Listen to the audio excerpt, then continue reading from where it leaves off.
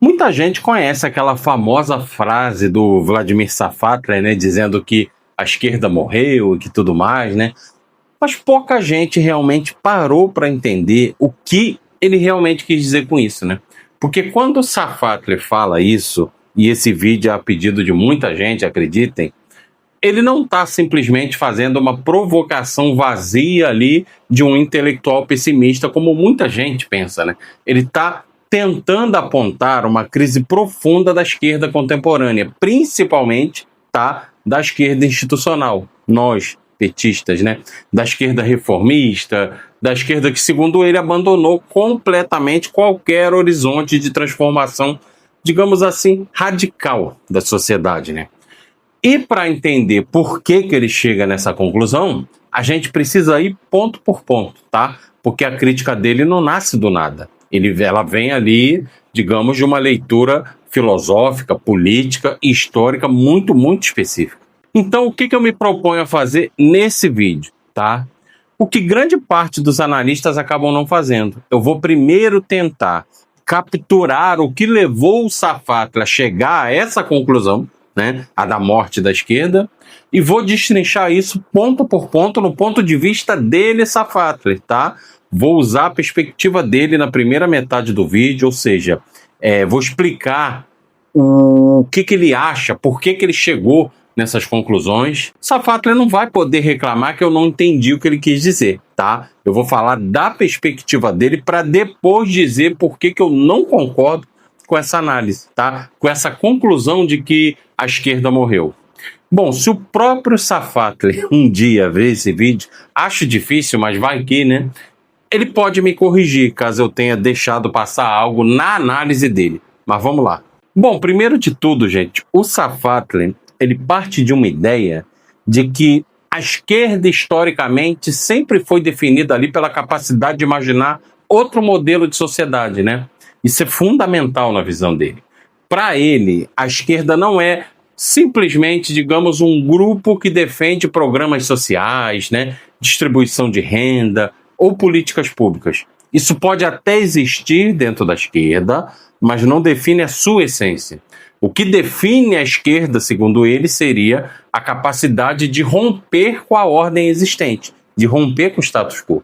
É a disposição ali de questionar as estruturas fundamentais do capitalismo, né? Da propriedade, né? Do poder, das formas de dominação social em geral. E aí começa o problema na visão dele, tá? A esquerda contemporânea teria, digamos, abandonado justamente essa função histórica.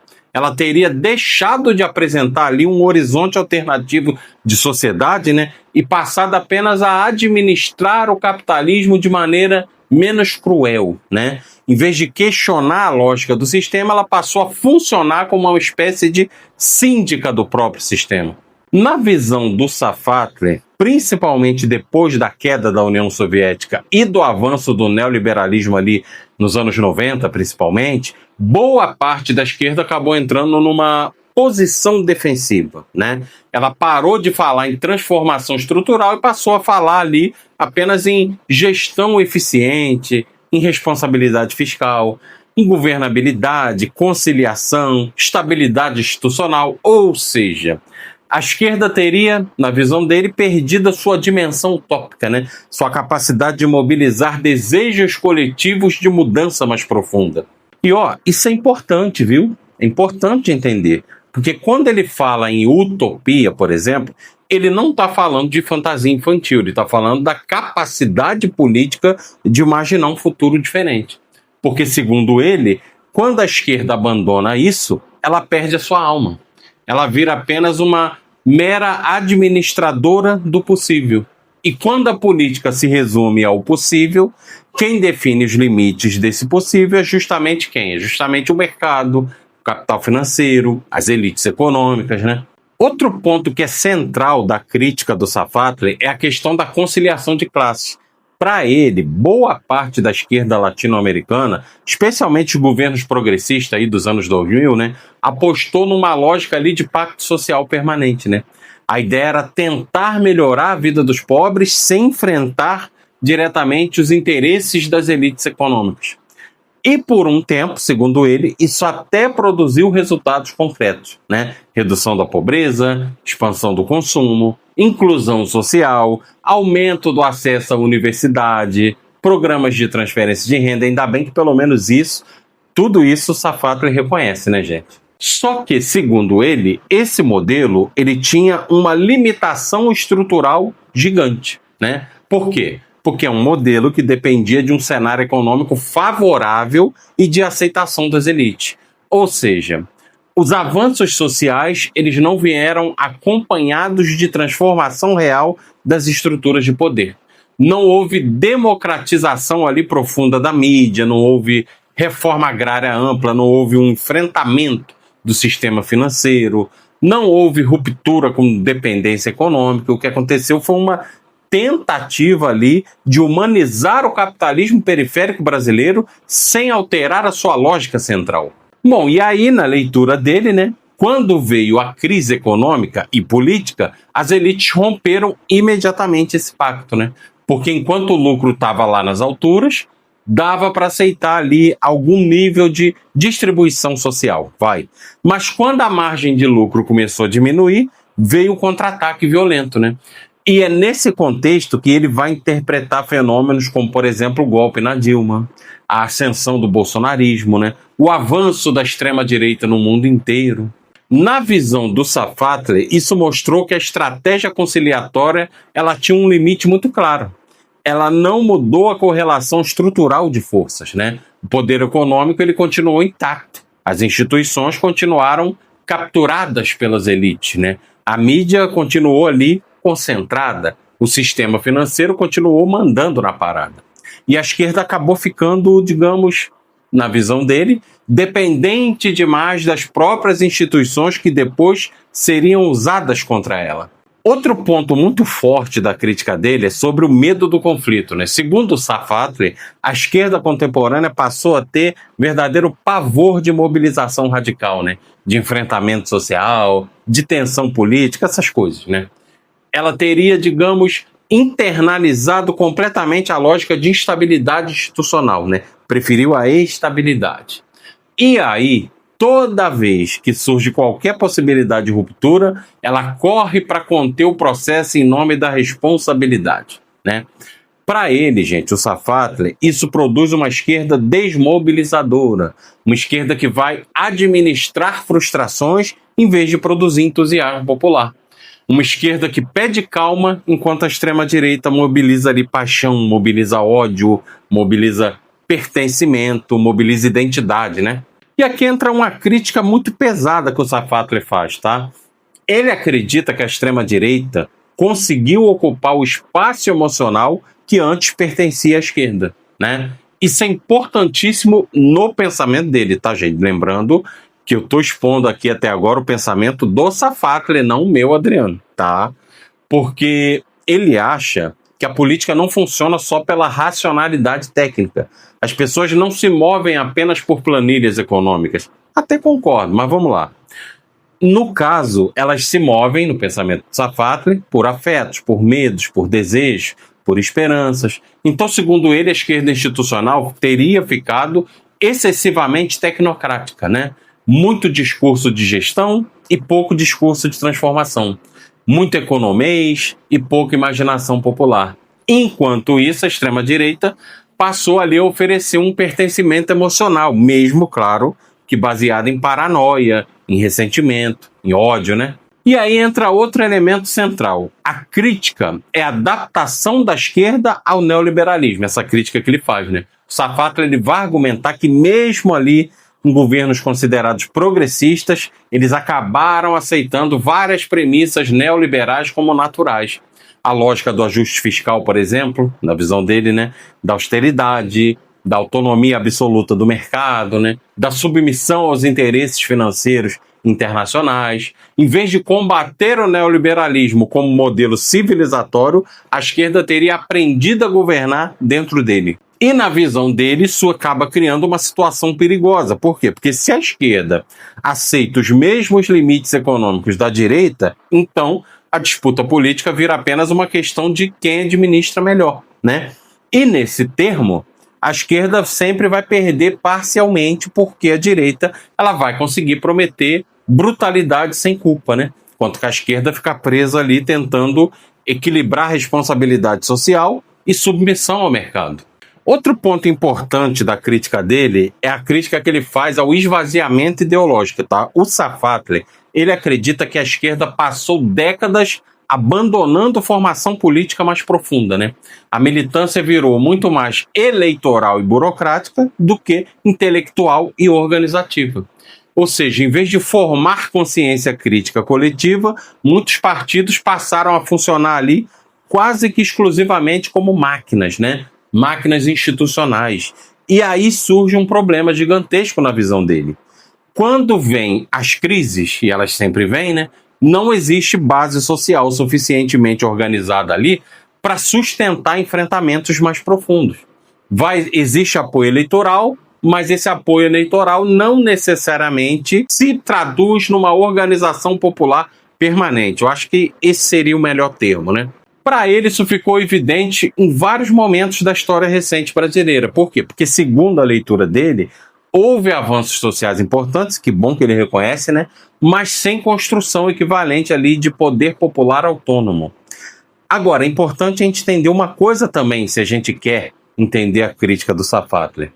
Quando ele fala que a esquerda morreu, ele não está dizendo necessariamente, tá, que acabou toda a possibilidade de transformação. Na verdade, o que ele está dizendo é que, de uma certa forma, tá, de uma certa forma histórica, a esquerda entrou em colapso, né? A esquerda que acreditava ser possível conciliar indefinidamente capital e trabalho, estabilidade institucional e transformação social, mercado financeiro e justiça distributiva, essa esquerda teria entrado em colapso fazendo essas conciliações, acreditando nelas, né?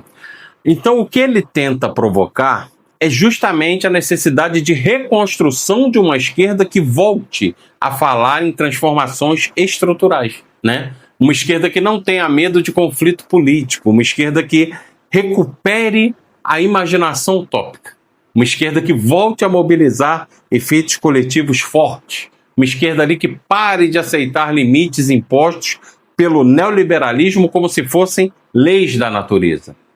Bom, é basicamente, tá, esse o ponto de vista do Safatli, quando ele diz que a esquerda morreu. E lembrando que, se você está me vendo aqui, eu expus o ponto de vista do Safatli. Agora eu vou começar a dizer por que eu discordo. Agora eu vou começar a fazer a crítica da crítica.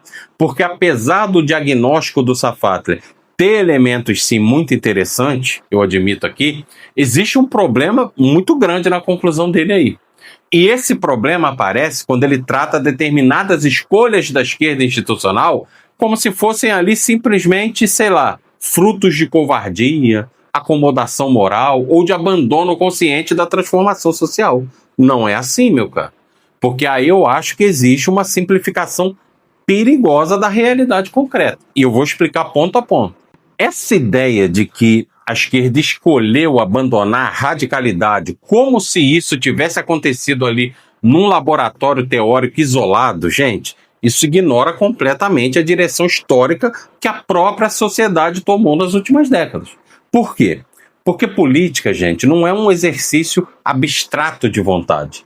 Nenhum grupo político consegue simplesmente implantar a consciência revolucionária na cabeça da população por um decreto filosófico. Não funciona desse jeito. Você não obriga uma sociedade inteira a colocar a sua alma num projeto histórico que ela não quer abraçar naquele momento. E nesse momento, a sociedade brasileira não abraça esse projeto revolucionário. E isso é uma coisa que parte da esquerda intelectual às vezes parece ter muita dificuldade de aceitar. A sociedade brasileira é profundamente reacionária, profundamente conservadora, profundamente religiosa, hierárquica, individualista ali em vários aspectos, né? Marcada por medo de instabilidade, medo de conflito social, sim, tá? Medo de ruptura. Isso não nasceu ontem, isso atravessa séculos da nossa formação histórica. Então, quando o Safatli critica a conciliação, por exemplo, parece existir aí uma suposição implícita, tá, de que havia uma possibilidade concreta de ruptura institucional disponível ali na esquina, e que a esquerda simplesmente disse: não, eu não quero essa entrega de iFood agora não, tá? Deixa para amanhã. Mas qual era exatamente essa correlação de forças revolucionárias no Brasil? É isso que eu queria saber. Onde estava essa maioria social organizada disposta a sustentar ali enfrentamentos radicais? Onde estavam as instituições preparadas para suportar isso? Cadê? Onde estavam as Forças Armadas apoiando? Cadê o apoio das Forças Armadas? Onde estava a mídia? Uma mídia minimamente aberta a isso? Onde estava o Congresso? Porque assim, gente, uma coisa é fazer filosofia política. Outra coisa é governar um país periférico, dependente, continental e extremamente desigual como o Brasil. A verdade é que a esquerda latino-americana dos anos 2000, tá? Ela não governou sob condições revolucionárias. Ela governou sob condições neoliberais, sim, porém neoliberais globais, extremamente rígidas. E mesmo assim produziu avanços sociais gigantescos, até que o Safatli reconhece isso na crítica dele, tá? E isso precisa ser sempre dito aqui com honestidade intelectual. Quando governos progressistas ampliaram a universidade pública, aumentaram o salário mínimo, reduziram a pobreza extrema, né, como aqui no Brasil, criaram programas aí de transferência de renda, ampliaram acesso ao consumo e reduziram fome, isso não é pouca coisa, gente. Isso mudou concretamente a vida de dezenas de milhões de pessoas. E mudou dentro de uma sociedade que, diga-se de passagem, é bom deixar muito claro, nunca foi socialista. Nunca. E aqui existe um ponto central que a crítica do Safatli às vezes parece subestimar, jogar embaixo do tapete, né? Democracia significa também respeitar os limites da consciência social do próprio povo, tá? Eu sei que isso é duro de aceitar para quem sonha aí com transformações mais profundas, mas é a verdade. Se a maioria da sociedade não deseja uma ruptura revolucionária, você não inventa essa maioria artificialmente no grito. Não tem como, gente. Aliás, várias experiências históricas mostram exatamente o contrário. Quando setores políticos tentaram ali impor transformações sem sustentação social ampla, o resultado geralmente foi isolamento, autoritarismo, reação conservadora violenta ou até colapso institucional. Então talvez a pergunta correta não seja por que a esquerda conciliou, mas sim qual era a alternativa viável dentro da realidade concreta brasileira? Essa é a pergunta. Porque é muito fácil olhar retrospectivamente e dizer que faltou radicalidade. Sabe o que é difícil? Difícil é você explicar operacionalmente como que seria possível romper estruturalmente com o capitalismo periférico brasileiro sem produzir ali, talvez, uma reação ainda mais brutal das elites econômicas, da mídia golpista, do judiciário, do mercado internacional e das próprias forças conservadoras e reacionárias da nossa sociedade, que são maioria. E aí entra outro ponto importantíssimo, tá? O Safatli, ele fala muito sobre imaginação utópica, mas às vezes parte dessa crítica ignora uma mudança civilizacional global que não foi produzida pela esquerda brasileira. O mundo inteiro, gente, passou por um processo gigantesco de individualização neoliberal. O colapso das grandes narrativas coletivas não aconteceu só no Brasil. A gente não pode tratar isso como algo isolado. A fragmentação social, o consumismo, o enfraquecimento sindical, a precarização do trabalho, a perda de identidade coletiva, tudo isso aconteceu e continua acontecendo no planeta inteiro. A esquerda não acordou um dia e decidiu, vamos abandonar esse horizonte revolucionário aí? Não, gente. Ela foi derrotada historicamente em escala global. O neoliberalismo venceu uma batalha cultural brutal a partir dos anos 80 e 90. E isso, claro, acabou alterando profundamente o imaginário das próprias populações. O trabalhador médio do século XXI, gente, ele não é o mesmo trabalhador do início do século XX. Vamos combinar?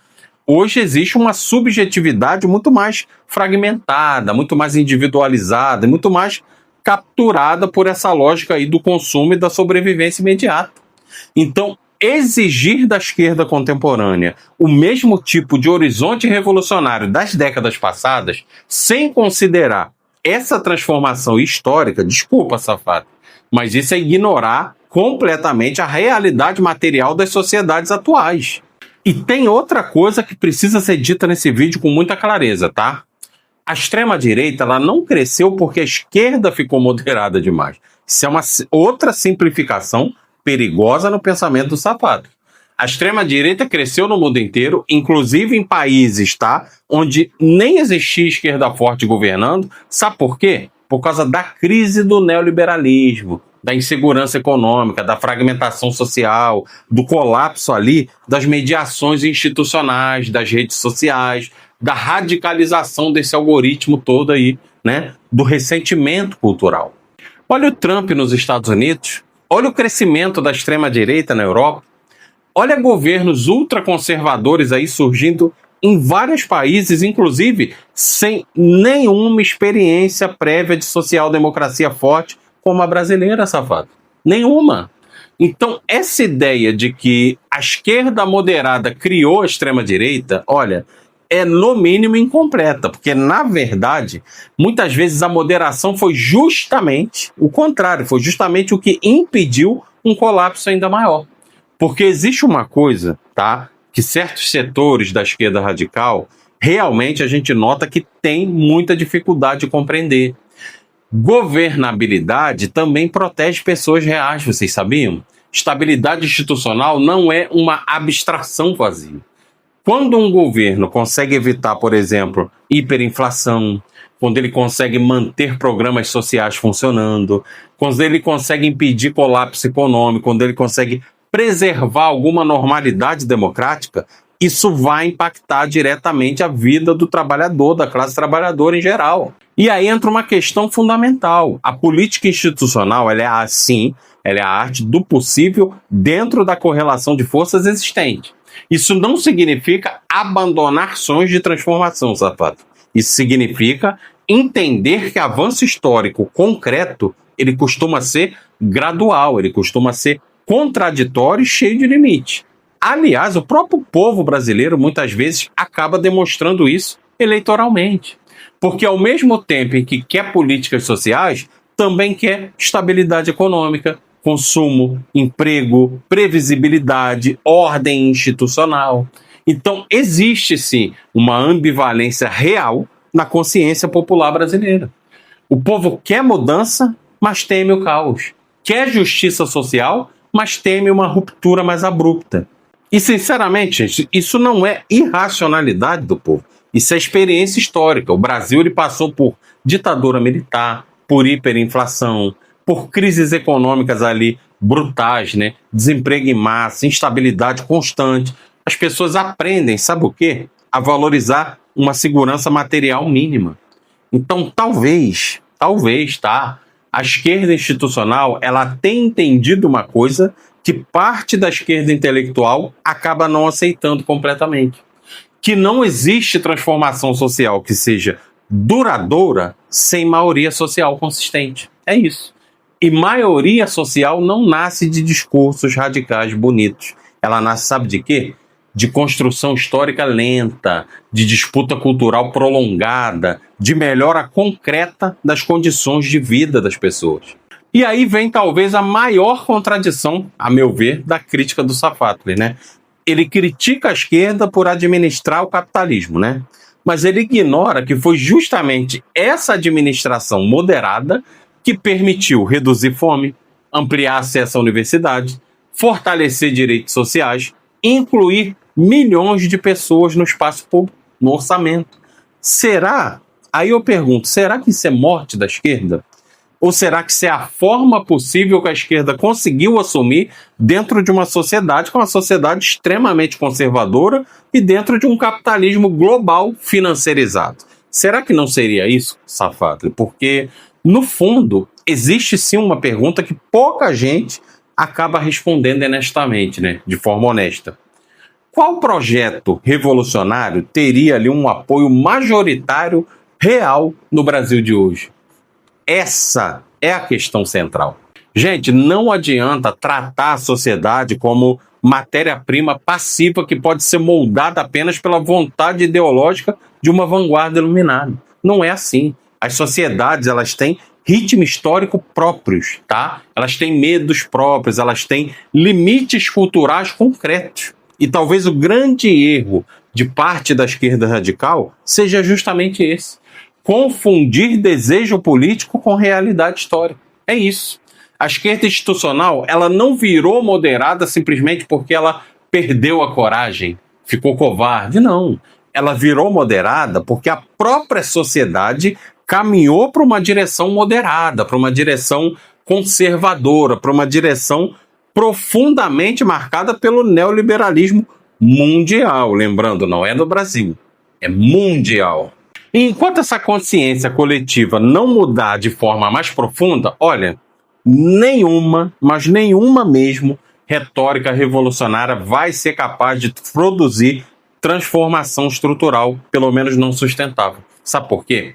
Porque política não é sobre obrigar a sociedade a ter uma alma que ela não quer ter naquele momento. Não é sobre isso. Política é entender a sociedade real, com todas as suas contradições, né? E tentar empurrar essa sociedade para alguns passos adiante, mas sem destruir completamente as bases de sustentação democrática nesse processo. Então esse é o meu pensamento, essa é a minha crítica aí, a crítica do Safatli.